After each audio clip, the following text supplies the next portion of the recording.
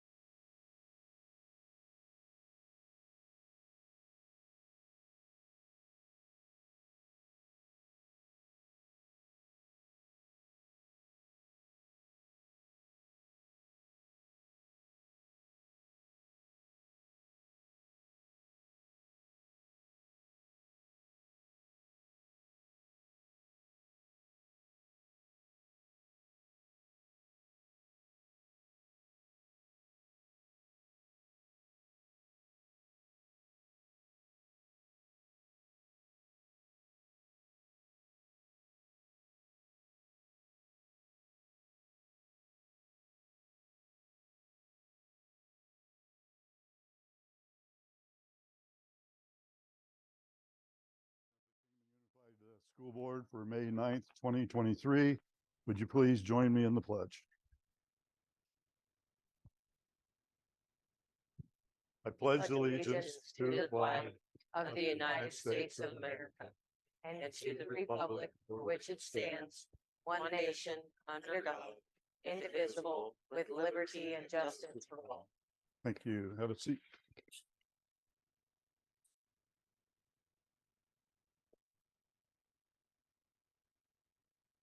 Okay, we'll do a roll call. Board Member Grant. Here. Board Member Weiser. Here.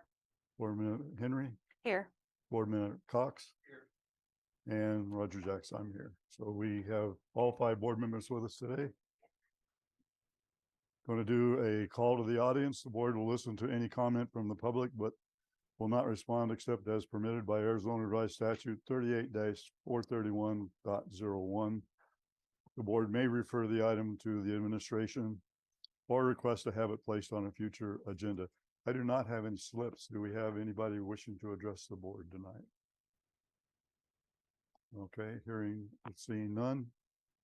We will move on to item 5, presentation by Keith Fielder of Chartwells.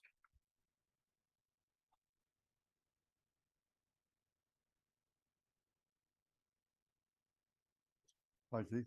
Thank you so much for this opportunity to talk about a book. I can't believe we're at the end of the school. Yeah. It's although are we actually at the beginning of next school year? Because that seems to be what we're working on these days, isn't it? It's been a good year. It's been a good year. We've come a long ways in the last year. And I'm excited to say that we have some interesting and exciting things coming. First of all, slide please. Back one. There we go. we know what's important to Kingman Unified School District. Because we know what's important to us, we know what's important to our families. The things that are important are partnership, because that's what makes everything work.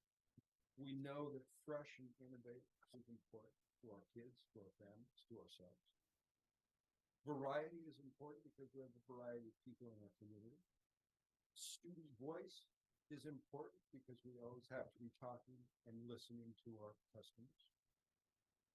And supporting those miscellaneous things that the schools have need for that we may not know today, but will know when they arise. And that's what's important to all of us in this partnership.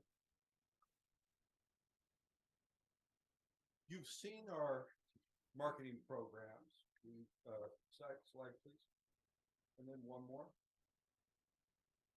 We have our Discovery Kitchen. Hopefully some of you got to see some of those presentations or got to see the menu in the schools. We also, slide please. We also have our Mood Boost program, which really is a nutrition education program for the kids, and the kids love that. We've put in our share cards. Slide please. What I want to talk about, because all of you have seen me present on these before, we're taking this to the next level for the upcoming school year. We've been doing these on like a quarterly basis over the last couple of years, and we're now moving to doing monthly dedicated marketing programs of our Mood Boost, of our Discovery Kitchen, of our Student Choice. We think we're having a new one coming out called Global Eats that's all about food from around the world. And what we're going for next year, not going for, what we're going to do next year is these are going to be monthly programs at the site. So we're excited to announce that. And we've built in bandwidth with staff and supervision to make sure that we can do that.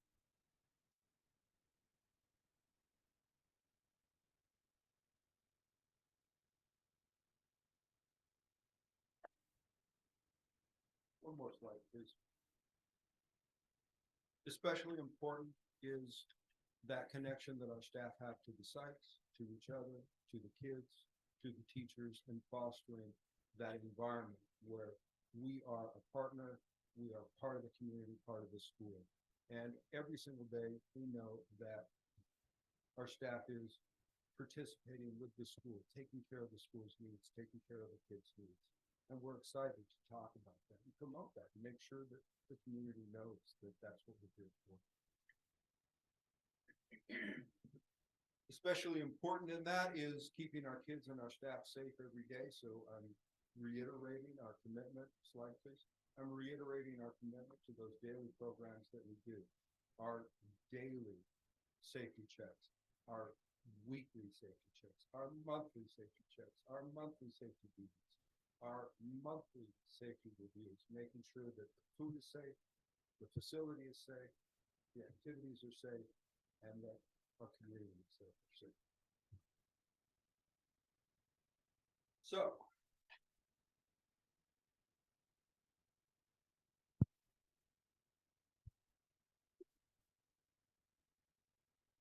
even closer. Okay, how's that? Sound check?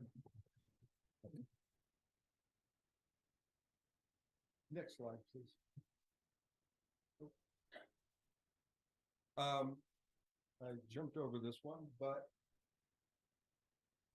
part of what we do, and we do a lot of it, and I'm told by others that I don't talk about it enough.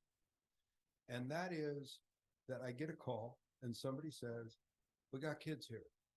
They're hungry. They fall outside the program. Or we're doing this event. We don't have a budget. Or, you know, there are kids who actually are walking away because they can't pay for the meals and they're just going to go hungry. We get those calls every week, every month. And the first thing we say is, yes, we'll take care of it. We'll figure out exactly how, and we'll figure that out. But we, for example, we have the community fair. We're going to feed everybody who comes to the community fair every summer at no charge. and we're going to be part of what brings them there.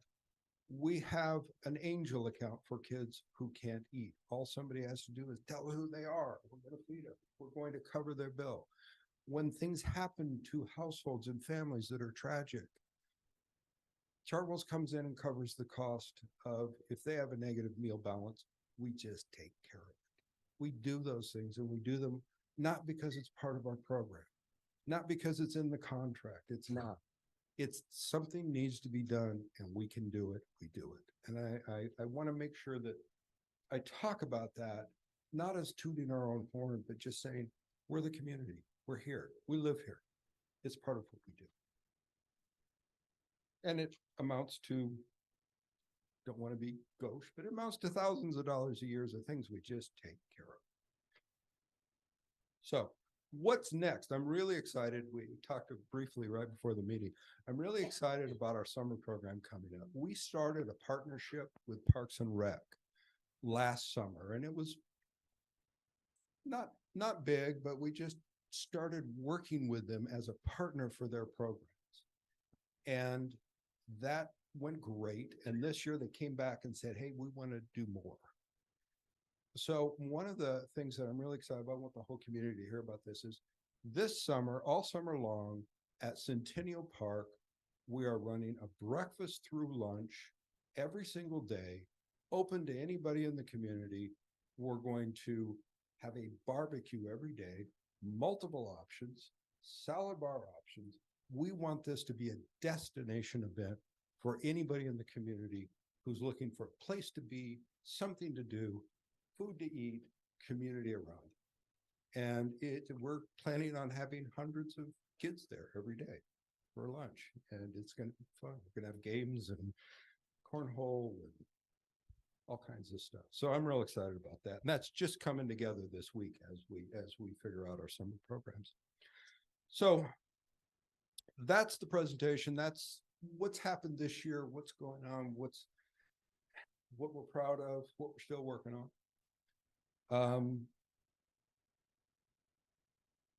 And, oh, sorry. The other thing that comes next is we are expanding our, what I guess you'd call it scratch cook. We're expanding our scratch cook recipes next year. We expanded them this year by about 20%, and we're going to take it about another 20% next year. So next year, when you see about half of the items on the menu, it didn't just come and we didn't just heat it up and put it out. We are preparing it. We're still offering the variety, and about half of it's going to be stuff we made there that day. So that's exciting to get there. Yes, isn't it? Yeah. The reason there's a question mark, go to the next slide, please. Oh, a couple more. The reason there's a question mark on the end of what's next is we don't always know what's next, but what we want is for people to contact us and say what's needed, and we'll work on it. Okay. I've got good news, and I'll end with the financial position year to date. I know that's your favorite subject, Colleen. Please go to the next slide. A couple of months ago, I talked to you about what our projection was for the current year and where we thought we would end the year financially with the program. And I'm very pleased to say we were on target. And so at the end of the school year, we are looking at a projected, we don't call it profit, what do we call it? Fund balance, in excess of $366,000 for the year. And truthfully, it's actually higher because there are some other state additional revenues that are coming in on top of that. So we're very excited to be able to say we have a healthy, profitable program for this community that then allows us to do things like take care of some equipment needs, take care of some visual marketing needs in the dining rooms, make that a friendlier, happier place.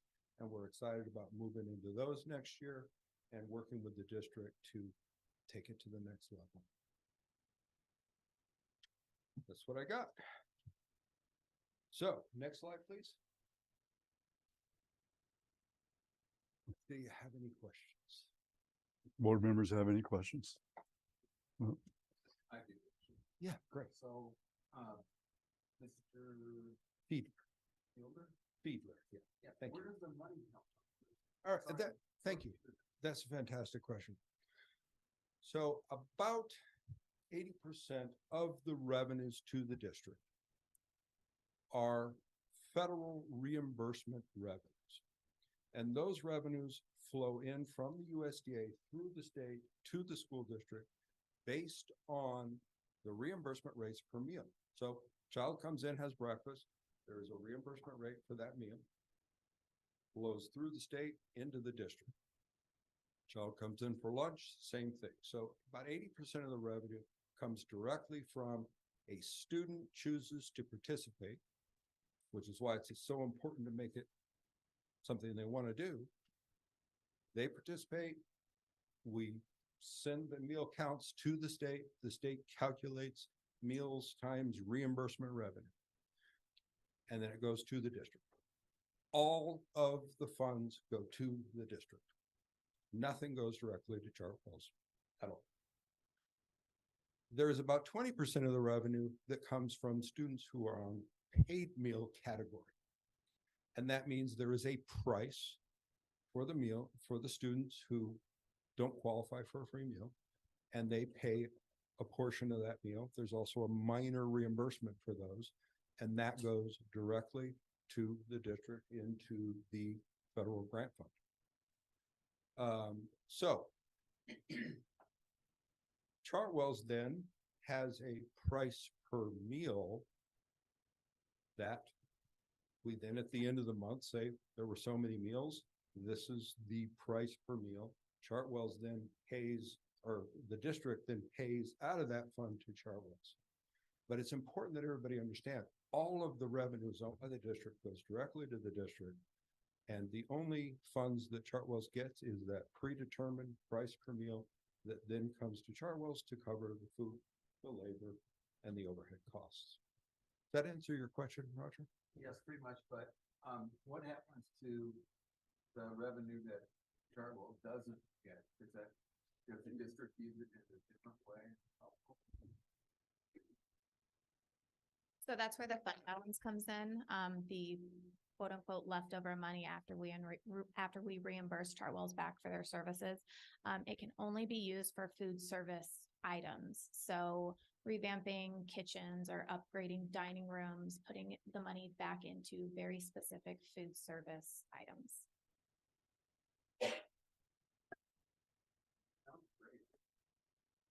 Thank you very much. Any other questions? I'll add one comment, Mr. Fiedler, if you don't mind. One of the exciting things that we used the fund balance for was upgrading cafeteria tables, which we had not had the funds to do in literally decades. Our cafeteria workers, you know, their multi-purpose rooms were still hoisting up the 1980s cafeteria tables. And so to be able to upgrade to a lighter, more modern version is good for staff safety, but it's also good for students. And then at the high schools right now, I believe Mr. Ward may have just recently selected some new dining room furniture that kind of upgrades it and makes it more appealing to the students to be in there and have a more aesthetic atmosphere while they're having lunch, correct? Absolutely. Great. Those are just examples of how the money is spent. That's, well, excellent presentation and excellent job this year. We appreciate it. Thank you. Thank you. Thank you.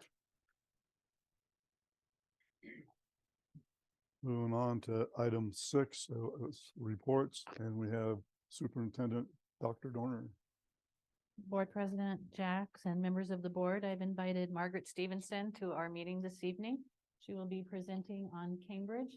I don't want to steal any of her thunder, but come on up, Margaret. I'll just start by saying Kingman Unified School District has become a destination, and I think you'll probably speak more to that a little bit. It's very exciting. Hello, Mr. President, members of the board. Thank you for having me today. I'm really excited to be here to give you an update on our Cambridge program. So I know you received a board report. You have all the details. I'm going to summarize some of the highlights here for everybody else. I mentioned and began with this kind of image. I'm going to give you an idea of what Cambridge classrooms might look like, or an activity that you might see in a Cambridge classroom. And they might start with an image such as this, of this picture of our downtown Kingman, and ask the questions, what do you see? What do you think? What do you wonder? And the teacher and their expertise and understanding of the subject content will guide the students through a conversation and what they see. And of course, knowing what the objective of the lesson is. I had the privilege of presenting for Cambridge in Houston, Texas this year, and use this image and gained a sense of pride for our community, because when we look at this image, we see a certain thing, because many of us have been here a long time and we have a certain understanding of that photo. But somebody from outside of Kingman had something different. So when they saw what they saw in this image, they noticed that image, the little flag of the servicemen, the picture there on the lamppost.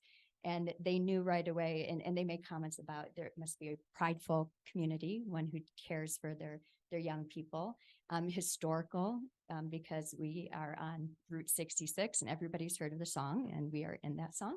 And then of course the landscape, kind of making us a desert town, rural town. And so what was really nice is walking away from that presentation, I understood that we are a proud community. In fact, we might be in a tiny corner of Arizona, but we care so much about our young people that we brought an international education standard through Cambridge International. And we started that in 2012. Next slide, please. I'll just give you the overview. We had 3 schools, and then this year we have 5 schools total. We started out with approximately 160 students. They started 1 grade at a time at the 2 middle schools and the high school. And so then in 2023, this year, we have about 1,000 students. And next year, we're looking to add about 300 more through the expansion, which I'll talk about and you read about in your report. And then this year, well, in 2012, when we began, we had about 12 teachers. In 2019, when I took over this role, we started our district collaboration. And at that time, we had about 38 teachers. And we just had our last district-wide collaboration that had over 50 teachers in that on March 31st. So we keep growing. And we're going to be expanding next year with about 83-ish, depending on the numbers. Next slide, please. So we have 5 Cambridge schools. The first school I want to talk about is our White Cliffs Middle School, where the site-based co-coordinators are Dana Cooner and Jen Coggins. And they started, this is one of our original schools with Cambridge, and many of you probably remember as you've been here. Right now, they're standing at about 280 students with 10 teachers. They are an application cohort, which means the students do have to apply in order to attend the Cambridge program. And then they have a school within a school model. Now, what they're doing next year is they are expanding to Cambridge throughout the entire 6th grade. So they'll have a core pathway and then that application extended pathway as well.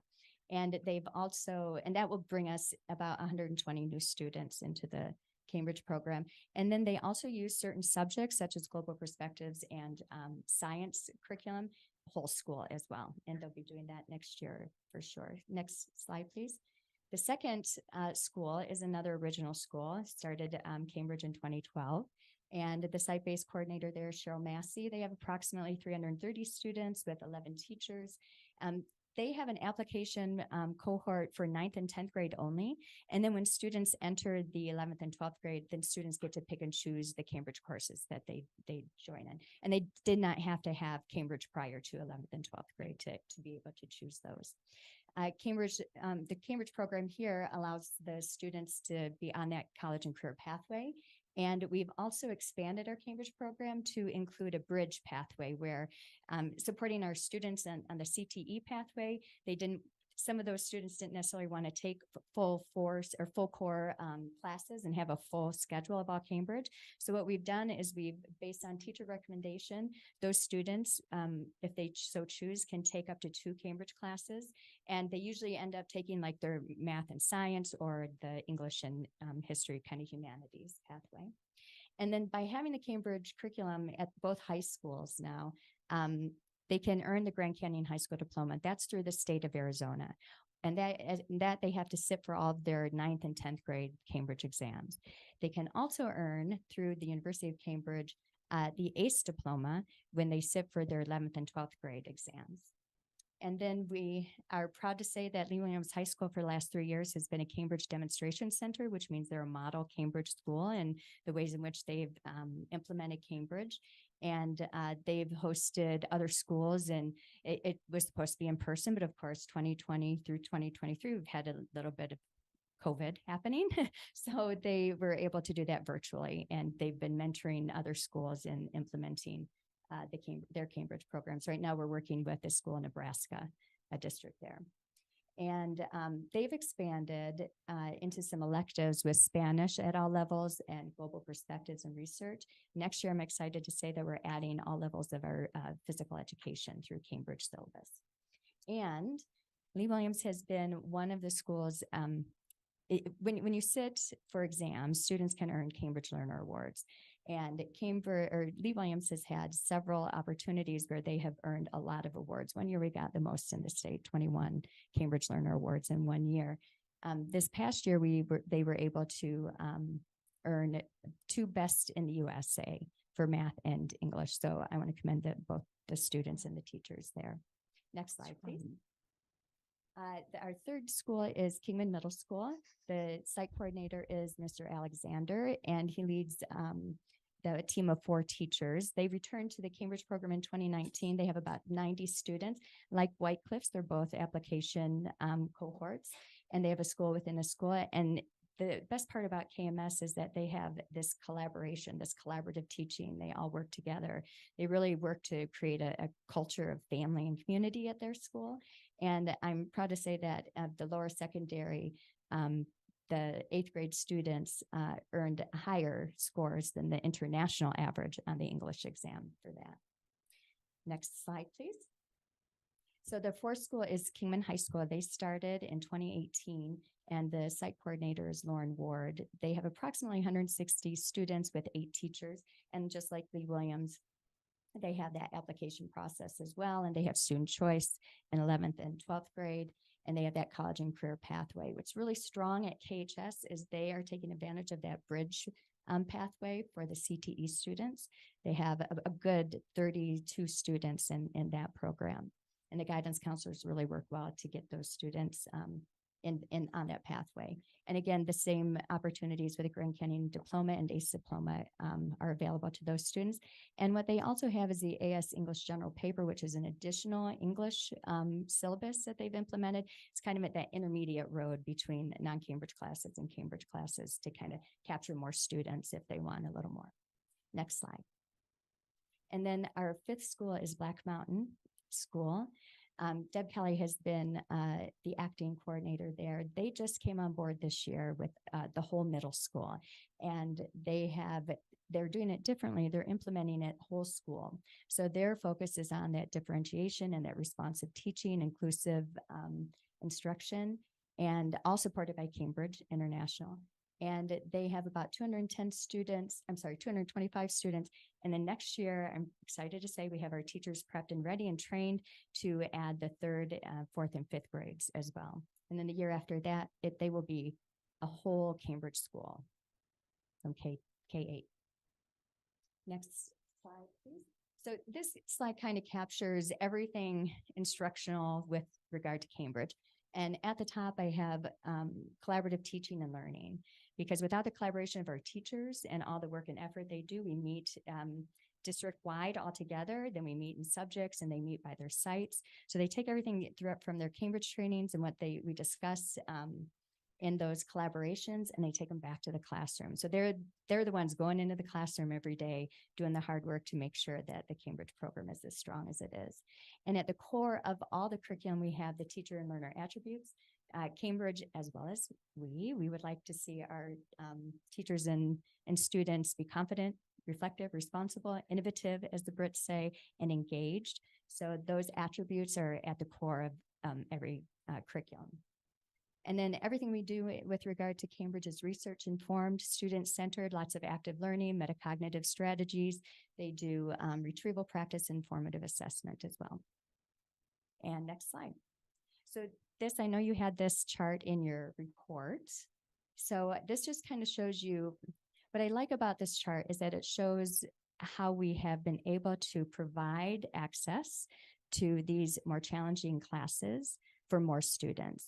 So you'll see that in 2016, the first graduating class from Lee Williams High School, we had, and the AS means that Cambridge AS can be 11th or 12th grade.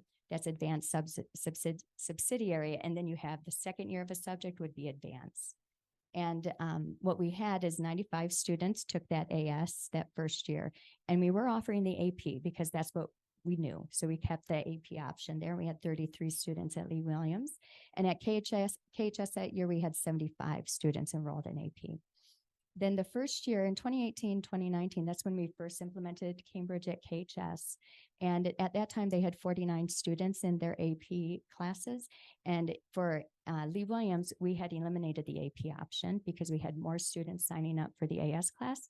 So and at that time, we had 168 students enrolled in that. These are college level courses as well. And actually 3 of those courses that we offered through Cambridge is our dual enrollment classes. And then last year, we had a total of 117 AS students enrolled at KHS and 149 in Lee Williams. And so this year we have about 252 students. We're dealing with some attrition there, but we're working on that. Next slide, thank you. And now we're looking at the state accountability measures. So of the 4 schools where Cambridge has been implemented for 4 more years, the state grades have increased, and you can see there. And then in looking at our ACT scores, our Cambridge students score 6 points higher on average than our non-Cambridge. Next slide. So this is the exciting part because we're really looking forward to the future. And we're implementing, well, COVID did teach us one thing. We saw that we can use this technology to our advantage. And we are implementing what we're calling bridge broadcasting and really focusing on that equity and accessibility for all learners. For Cambridge, we're looking at broadcasting one class from one high school to the other. For example, we have Mr. Kopecki at AS, or who teaches the AS Econ, and we're looking to broadcast his class to a group at Lee Williams, where a paraeducator will be supervising, and he'll have students from both campuses. And we're looking at some co-teaching options as well through English, history, and other subjects. So very excited about that because our IT department has everything at the ready, and we're ready to go as soon as we have the numbers. So, and then we're also working with CTE to as a support, because once we pay that program fee for a Cambridge school, what they do is they have access to all the resources that Cambridge has to offer, whether, you know, it's a Cambridge teacher or not. So we have certain syllabi in there for business, for example. We're looking at that to see if it can support, and at least the CTE teachers can use those resources, and then maybe as an expansion as well. And we're just kind of exploring the ways in which the Cambridge syllabus can be used. And then as I mentioned, we're expanding to the primary and more whole school models.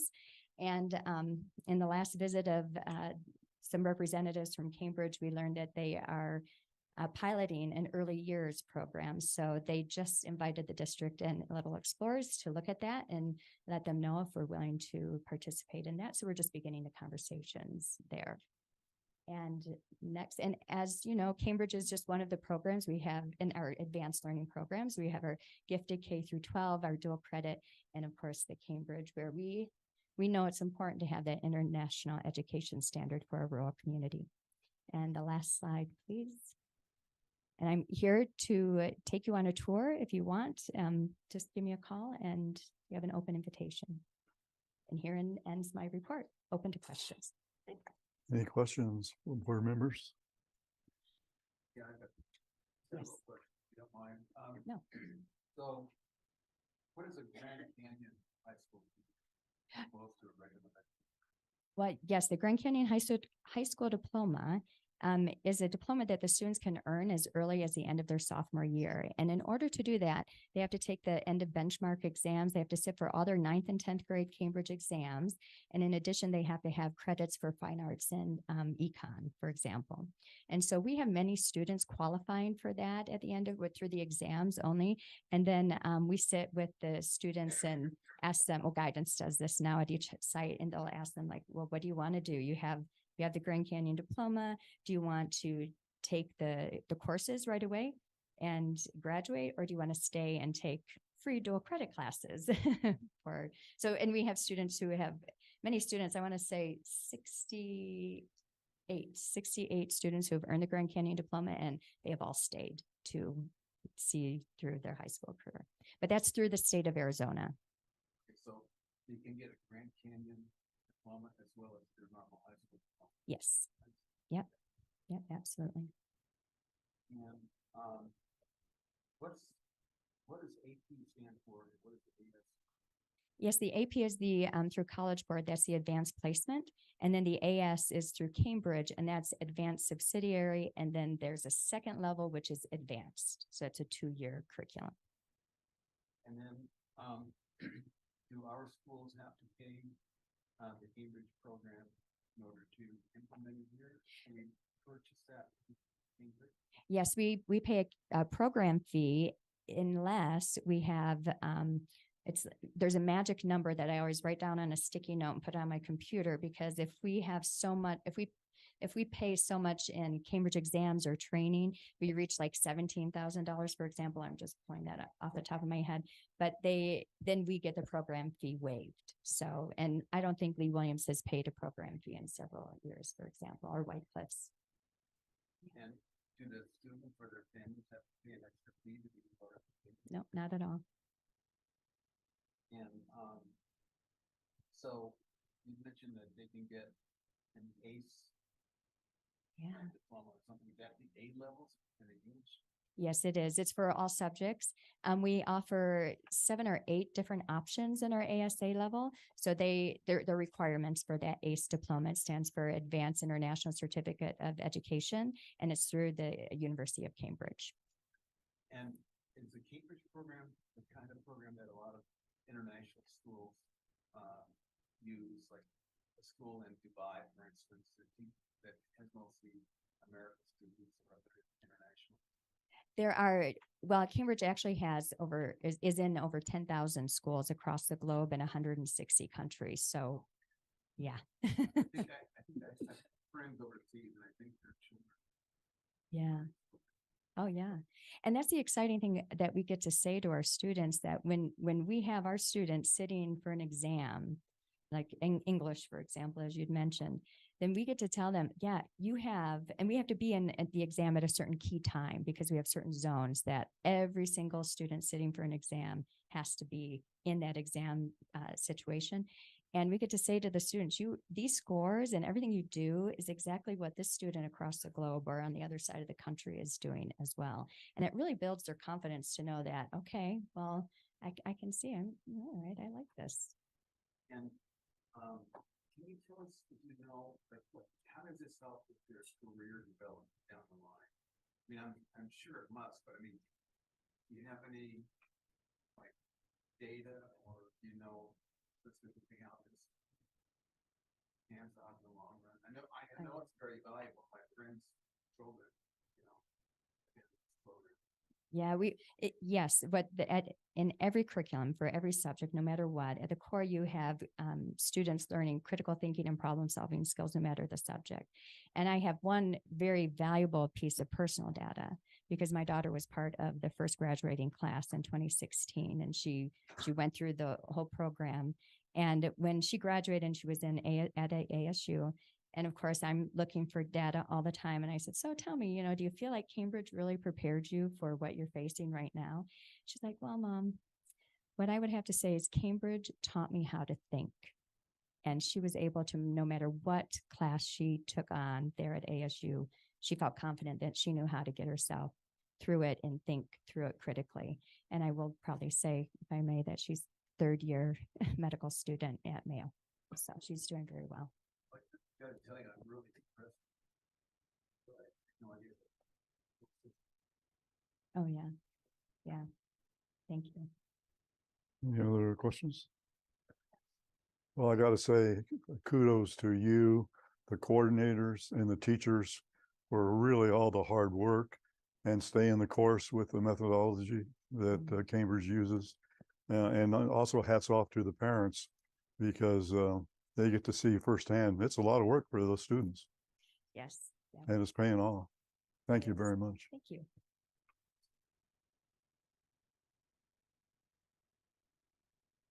Okay, on to board reports. What I have tonight is ASBA is working on their 2024 political priorities. And they had asked boards to take a look at the 2023 political agenda and basically reaffirm that those are still your priorities. And if they are, then we don't really do anything and move forward. If they're not, and we want to change something, then we'd have to bring it back to the June board meeting and actually vote on whatever we're going to try to change.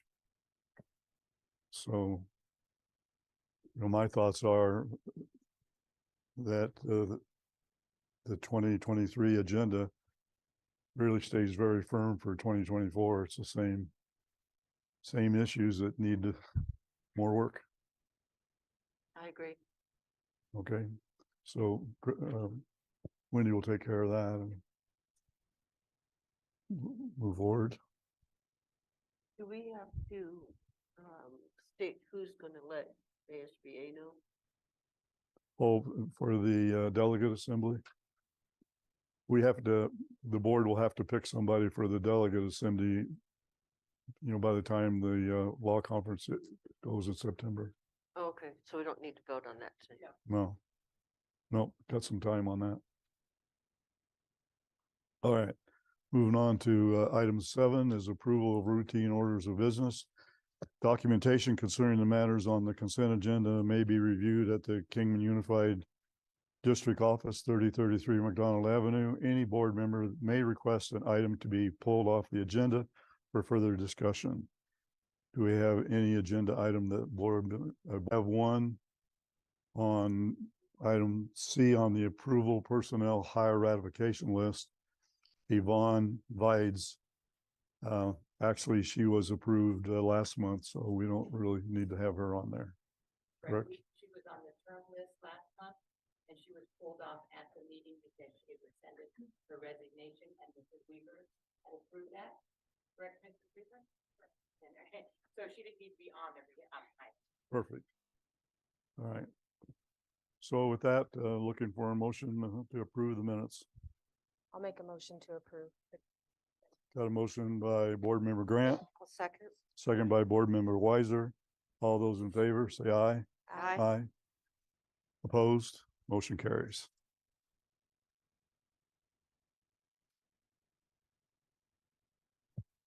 Moves us on to item 8. Approve an MOU with the Avondale Elementary School District to provide information on migratory students in KUSD. Mr. President, members of the board, we do not have enough students to create a consortium for our migrant students here with KUSD. So we partner with a district that's close, and it happens to be Avondale. Our specialist works through Avondale. They will help coordinate the services, reach out to our families, and provide our migrant students with what they need to continue their credits for graduation and anything they need for tutoring or school. But they would be the one that would fund the money since we don't have enough to hold it on our own. Okay. Any comments or questions by board members? Seems like a good partnership. I'm sorry. It seems like a really good partnership. Yeah, I think so too. Okay, looking for a motion. I'll make a motion to approve. I'll second. Got a motion by board member Weiser, got a second by board member Henry. All those in favor say aye. Aye. Opposed? Motion passes. Item 9 is discussion only, books to be put on display starting May 9th, 2023 for 60 days. Mr. President and members of the board, in order to support our equitable and accessible learning environments as outlined in KUSD strategic plan, we're putting PE lessons, 2 full year plan grades, K-6 curriculum on display for the required 60 days. This curriculum would be used as a supplement to the resources on Beyond textbooks for grades K through 6 PE classes. Okay, any questions or comments? Okay, thank you very much. Moving on to item number 10, approve FY 24 instructional improvement fund compensation plan. Mr. President, members of the board, as discussed in late February Budget Board workshop, the instructional improvement funds are received from the state gaming revenues. 50% of the funds may be used for teacher compensation and classroom size reduction, while the other 50% may be used for dropout prevention and instructional improvement programs. The current fund balance is roughly $2.9 million. We would like to bring two options to consider. These options are based on longevity within the district. An employee who has been within the district for 0 to 3 years will receive 30% of the proposed stipend. Employees who have been within the district for 4 to 6 years will receive 60% of the proposed stipends. And employees who have been with the district 7 or more years will receive the full proposed stipend amount. Option 1, $750 stipend based on longevity for all eligible teaching staff at the end of the fiscal year. If a teacher works the entirety of the year, they will receive their full eligible amount. If they work a portion of the year, this amount will be prorated based on the time worked. Moving forward with this option, the annual cost will be $203,000, $156,000 in salaries, and roughly $47,000 in benefits. Moving forward with this option, it will sustain through fiscal year 2042. Option 2 is $1,000 stipend based on longevity for all eligible teaching staff at the end of the fiscal year. If a teacher works the entirety of the year, they will receive the full eligible amount. If they work a portion of the year, then this amount will be prorated based on their time worked. The annual cost of this option will be $270,800, $208,000 in salaries, and $63,000 in benefits. The fund will sustain this option till fiscal year 2033. Please let me know if you have any questions or would like to see other options. Will it be a bonus, like all at the end of the year, or will it be broken up throughout the year? It would be a one-time stipend paid out at the end of the year. Any other questions? So, what's your name? Colleen. Yeah, so to break it down, let's say somebody's been here for 5 years. And, what would their amount be? So for option 1, the stipend being $750 in the full amount, if they were here for 0 to 3 years, they would receive 30%, which would be $250 or $225. 4 to 6 years would be $450. 7 years would be the full $750. For the $1,000 option, 0 to 3 would be $300. The 4 to 6 would be $600, and then the 7 over would be the full $1,000. To be clear, this is for teachers, certified teachers only. Correct. Other compensation will come at future board meetings. For example, classified increases due to the minimum wage increase would come at a future board meeting. Which one is the greater one? Option 2 would be the $1,000 stipend, and that one would sustain if we do not change anything. If we keep this going forward every year, would sustain through 2033. That's greater. Correct. Do we have any discussion on option 1 versus option 2? So these numbers have changed over time. They've grown. The district has not whittled down these amounts in any significant capacity, which is why it's close to $3 million now. It really needs to go back to the employees with that 50% that we can put it back to the employees. I would like to see option 2 for $1,000. Making a motion. I would make a motion to approve the option 2 stipend of $1,000. Got a motion for option 2 by Board Member Grant. Do I have a second? I will second. I agree with that. Got a second by Board Member Henry. All those in favor say aye. Yes. I must be special ed, but, so option 2 is a higher amount. Correct. Right. Okay. I'll take so we have a motion and a second. All those in favor say aye. Aye. Opposed? Okay, motion passes. Moves us on to item 11, which is approve the FY 24 class site fund plan. Mr. President, members of the board, KUSD has voted on and agreed to roll over prior year's framework for classroom site fund plan, which is attached in your packet. The full payment amount for this next school year, broken into 3 intervals, is $10,000. The first payment will be sent out in July for $2,000. The next portion will be sent out in November for $4,000. And the last payment will be sent out in June for $4,000. We do not expect new school grades within the district, and if this keeps true, the framework guarantees all teachers who work the entirety of the year will receive the full payment. Between the instructional improvement plan, which you just agreed on, and the increase in this proposed classroom site fund plan, this brings the average teacher wages up roughly 4%. Classified raises will be brought to the board meeting in November or December, depending on the state, with the minimum wage increase for 2024. Other than minor changes, the classroom site fund plan has been in existence for quite a few years. So it worked out quite well. Yes, it has. Director Mulholland led the committee meeting and the representatives did not pause. They did not want any changes of any kind. And I think the votes came in correlation to that recommendation. So, and the good news is all of our schools, we met the criteria for the new board members, the letter grades at the schools, which signifies achievement. Everybody does qualify. Any comments or questions? I have one Yes. question. So the last stipend for the classroom site fund, the $4,000 at the end of the year, is it going to be on the same pay period as the $1,000 so that individuals don't just get it all taxed? This has gone back and forth a little bit every year is my understanding. This current year, so based on the proposed classroom site fund for 2023 is going on their regular pay cycle. I can get with payroll going for 2024 to be on a separate pay cycle. It would be a supplemental check in between the 2 pay periods. Okay. Any other comments or questions? I'll make a motion to approve. Second. Got a motion by board member Weiser, got a second by board member Grant. All those in favor say aye. Aye. Aye. Opposed? Motion carries. Moves us on to item 12. Approves district's recommendation to award IFB 24-02-29 for delivered and offsite fuel, oil, and similar products. This is a 5-year award which must be renewed each year. Mr. President, members of the board, we went out for an IFB. It's an intent for bid for vendors around.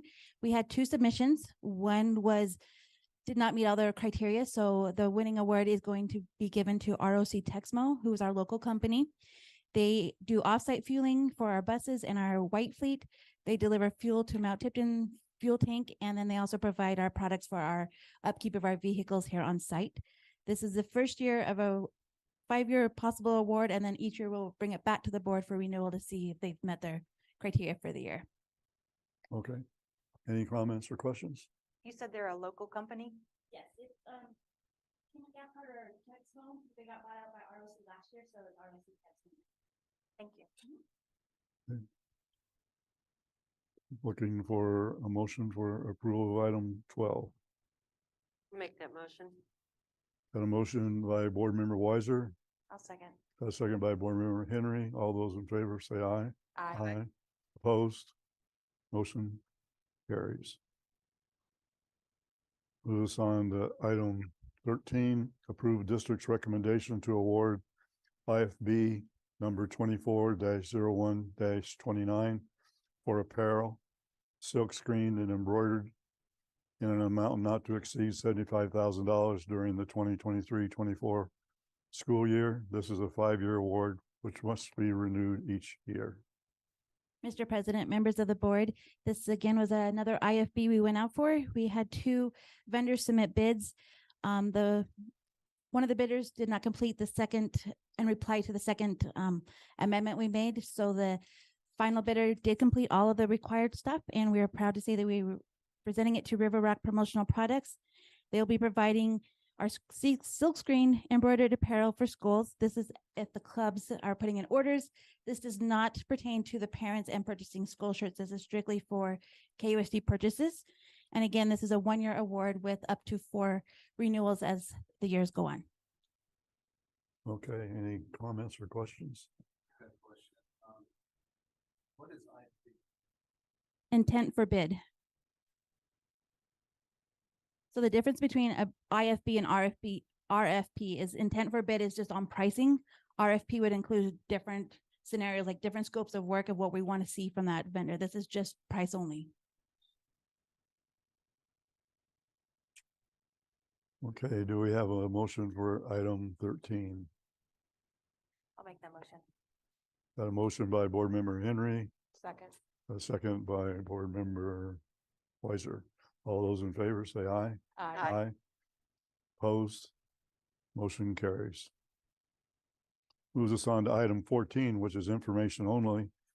Information related to the transfer of contract RFP 19-06-24 from Dobridge and Company PC to CWDL CPAs for audit services. New contract number assigned is RFP 19-06-24.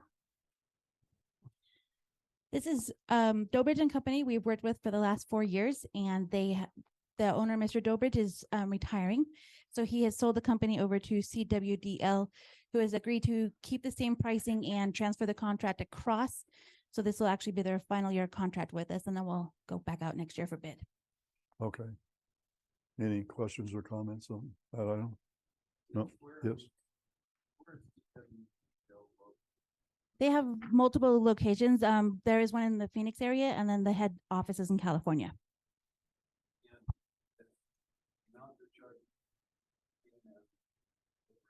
Yes, it is. And we're auditing it every year. Twice a year. They come twice a year and do it. Twice. Yes. And that's how what they could charge. I believe we're right around 36,000. I'm glad that this.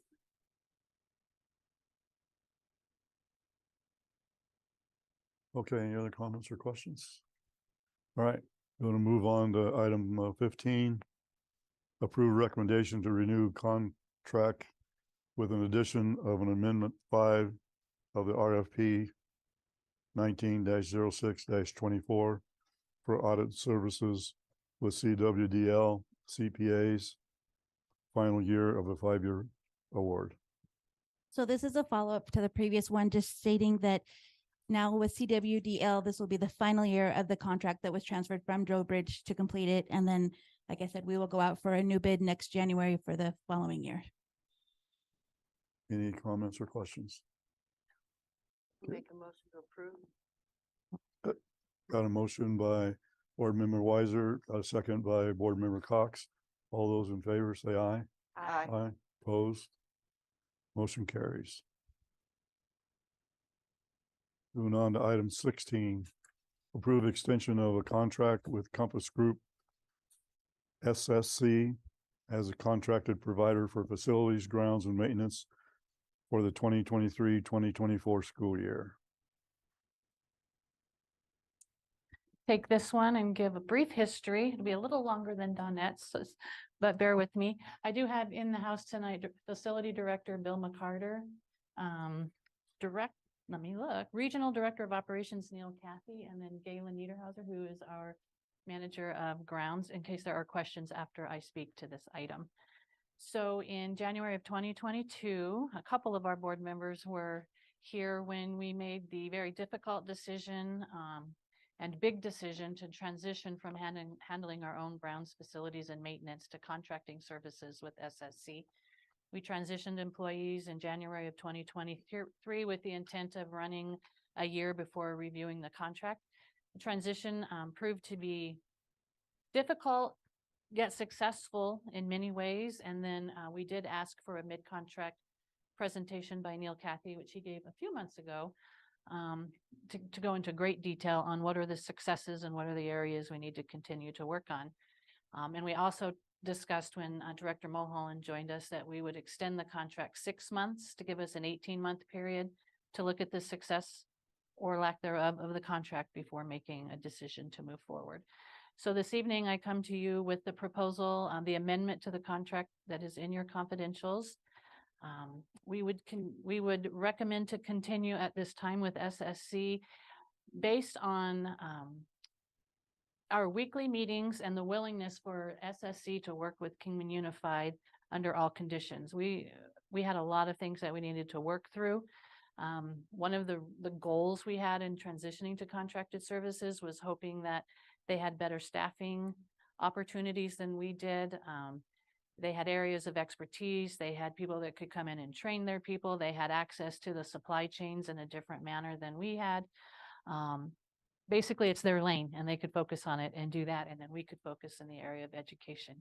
And so that transition period is where we really learned about the scope of work, what is covered in the contract, what's still in our lane as a district, what they do well, and then how we can work together. So I would say some of the greatest areas of growth have been custodial is really coming along. At first, all of the employees had to learn the schools, learn our systems, transfer their cleaning modalities and styles into our district. And there were some bumps in the road, but every time I received calls, they were willing to meet immediately, go out to the site, work with the principals, fix the situation. And so I can say very happily today they are staffed and things are going well. And if you walk the schools, you will see that they're cleaned, well maintained, and things are going well in custodial.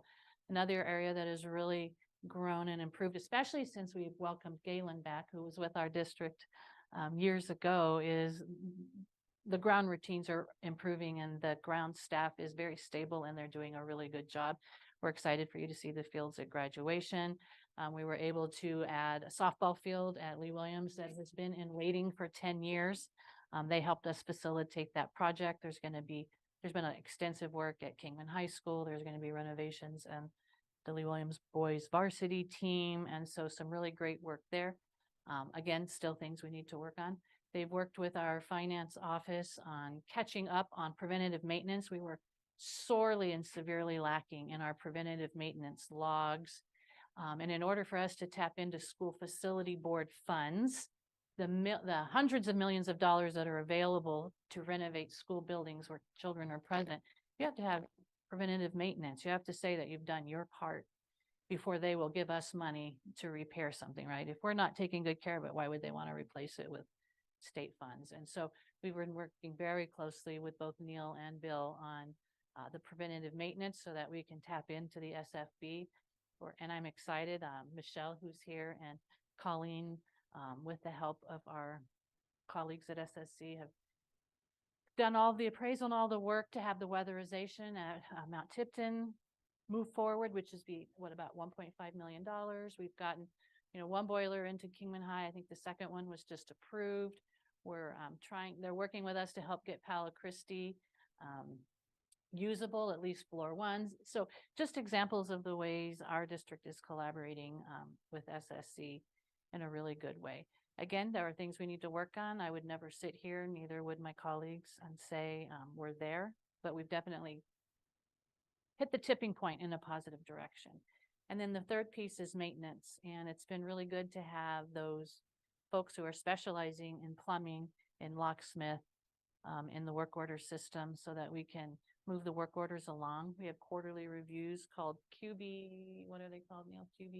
QBRs, where we review what percent of the work orders have been completed. There's a very high percent of the work orders being completed at a rapid rate. That was one of our goals originally as well. The staff that transitioned are making their wages have increased. When we first transitioned, there was a lot of emotions and a lot of people were reaching out saying, we don't want this, we can't continue. We really wanted to take care of our employees and make sure that transition went well. The ASRS piece was pretty significant. But I have heard since then from many employees, we don't want to come back, our wages have increased. And so all of those in consideration, I think another year would be in our best interest at this time. I will add on that we did retain 4 employees under our wage during the last 18 months. The reason we did that, they were near milestones in their ASRS journey. So one of them, for example, we wanted to get him past the 25 years. There was another one that was near 10. So he's past that milestone. We are keeping one of them because they're a combination out at Brantingham School at Mount Tipton. Bus driver and in the facilities. And so because transportation is still ours, we didn't want to do a split employee. We just went ahead and kept that one. So if you have any questions, especially since 3 of you are new, you can ask them of any of our guests in the back or myself, and we'll do our best to answer before you vote on this. Questions or comments by board members? I was actually at the board meeting that you guys discussed some of this in the transition, so I had quite a bit of history on that already. So thank you for your very detailed. I've noticed in the last year a vast improvement on the curb appeal of our schools, the grounds and the buildings look much better than they did 12 to 18 months ago. I agree.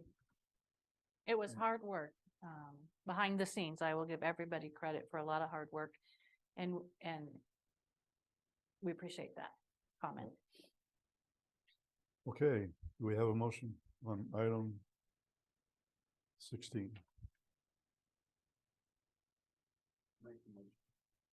Got a motion by board member Cox. Second. Got a second by board member Weiser. All those in favor say aye. Aye. Opposed? Motion carries. Item 17, possible action to add a career counselor position to Lee Williams High School and Kingman High School. Funding provided by WAVE and MCC. President Jacks, members of the board, I'm so excited to have this on the agenda this evening. You know, if you look over at our wall, effective and transparent transitions, that's one of our strategic priorities. And this position, if you vote yes, definitely speaks to that priority. This person would be, WAVE is giving WAVE is giving each high school 50,000 for 3 years toward the cost of this position, and MCC is giving 25,000 per campus, the 2 high school campuses, for this position for 3 years. So it's basically fully funded between WAVE and MCC, and we couldn't be more appreciative for that.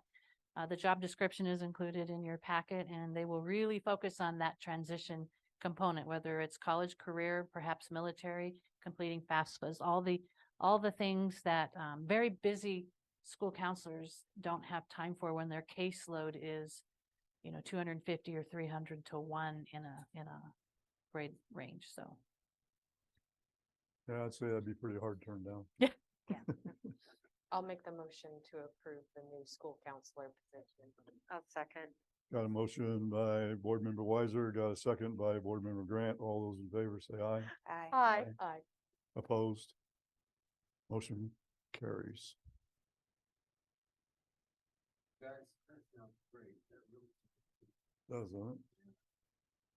It'll help these students, find direction. Opportunities.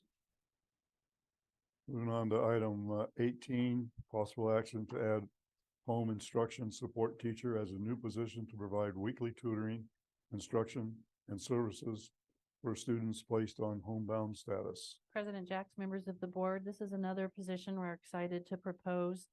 Every year we have students for a variety of reasons who cannot attend class on campus.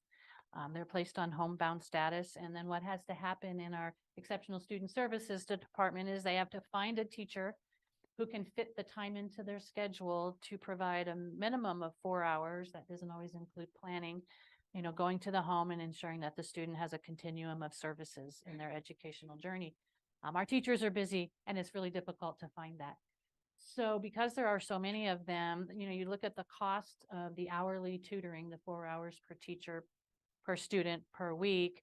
And we thought if we just aggregate that spending into one position and we hire a homebound tutor, one teacher, then that person could be responsible for the entire of the caseload of homebound students. I don't know why we didn't think of it before, but we're very excited about it.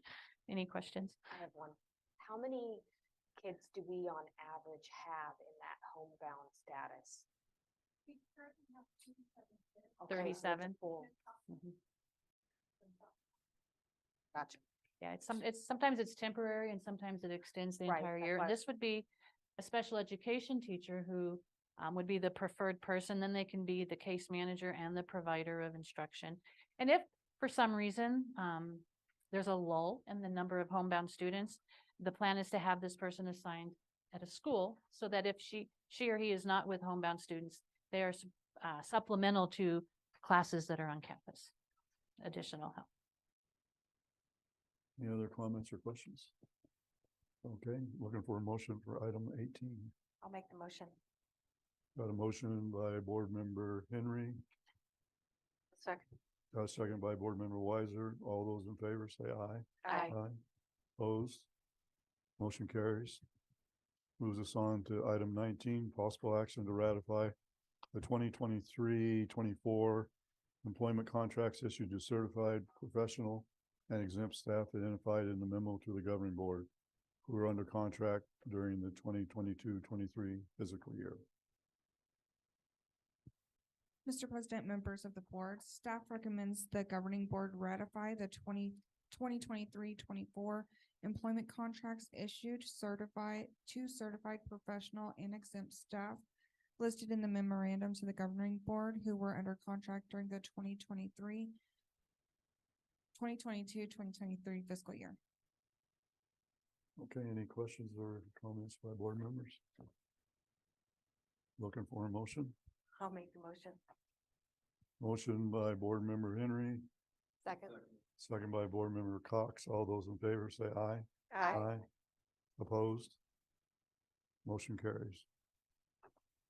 And that moves us on to item 20, possible action to ratify at-will employment agreements issued to current classified hourly staff identified in the memo to the governing board who plan to return in the school year 2023-24 following the scheduled summer break.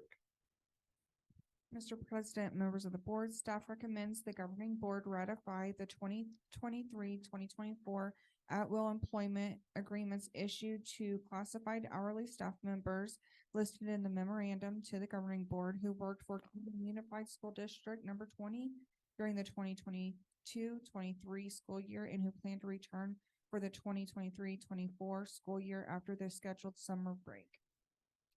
Okay, any comments or questions? You know that we have a big district, but then when you start seeing the names listed, that you realize how big and how many people it takes to run a good district, so. yes. Exactly right. Mhm. Do we have a motion for item 20? I'll make the motion. Got a motion by board member Henry, Second. second by board member Grant. All those in favor say aye. Aye. Opposed?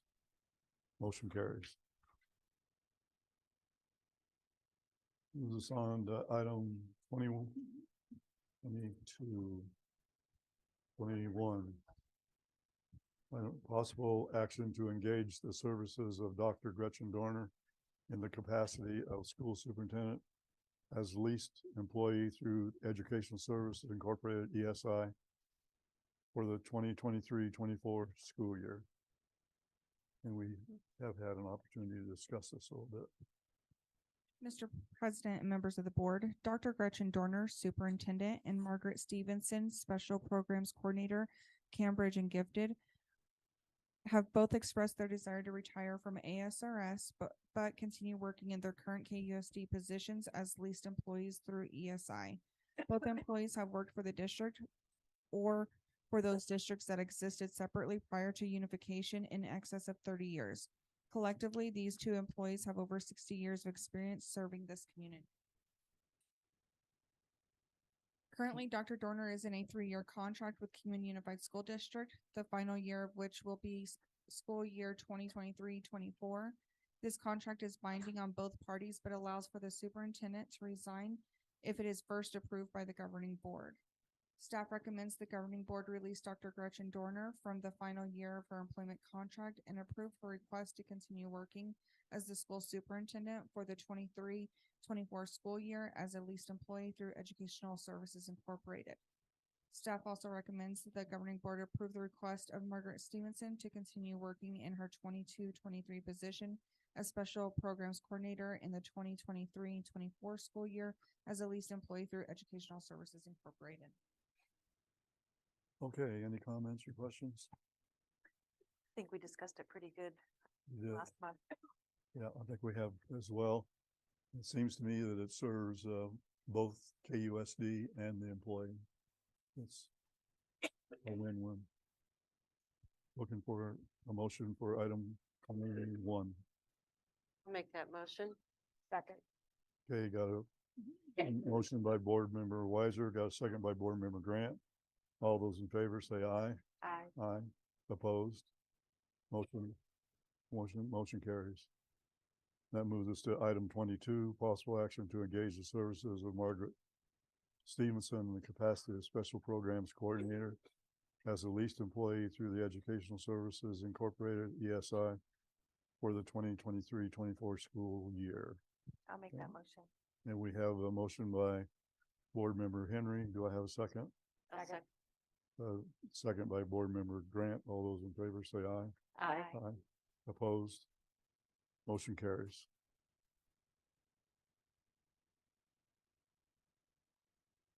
That takes us to item 23, possible action on Anastasio Polivera request for a leave of absence for reasons stated in the confidential memorandum to the governing board. And I believe all board members had an opportunity to read that That's correct.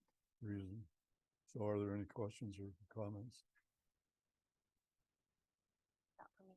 You want Mr. Okay. President, members of the board, under the governing board policy GCC, Mr. Pulvera's request for a leave of absence exceeding 12 weeks can be approved if recommended by the superintendent and approved by the governing board. For the reasons stated in the confidential memorandum to the governing board, district staff recommend approval of Mr. Pulvera's subsequent request for an unpaid leave of absence through the end of his 22-23 employment contract, which is May 24th, 2023. Okay.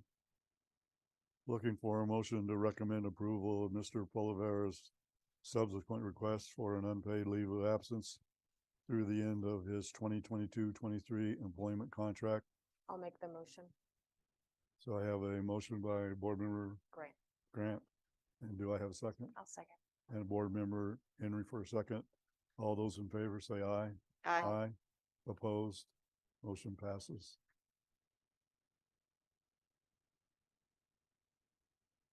Item 24, possible action to non-renew the employment of Shannon Duggan for the 23-24 school year for reasons stated in a letter to the teacher and in the confidential memo to the governing board. Mr. President and members of the board, for the reasons stated in the confidential memorandum to the governing board, staff recommend the governing board vote to non-renew the employment contract of probationary teacher Shannon Dugan for the 2023-24 school year and direct the superintendent to provide written notice of non-renewal on behalf of the board to Mrs. Dugan. Okay. So I'm looking for a motion to recommend the governing board vote to non-renew the employment contract of probationary teacher Shannon Duggan for the 2023-24 school year and direct the superintendent to provide written notice of non-renewal on behalf of the board to Mrs. Duggan. Do I have a motion? I'll make that motion. Second. Got a motion by board member Weiser. I got a second by board member Grant. All those in favor say aye. Aye. Opposed? Motion carries.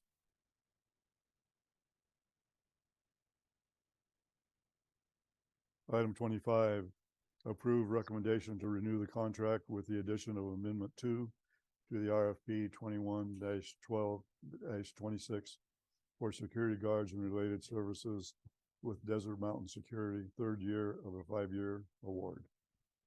Mr. President, members of the board, this is for Desert Mountain Security, who we have enjoyed working with. They would like to increase on the amendment their mileage reimbursement. It has been currently set at 56 cents a mile, and the federal average is now increased to 65, so they're requesting that amendment. They provide our security on our campuses, provide pickup for our money deposits twice a week, and then they also escort us to the bank to do our deposits.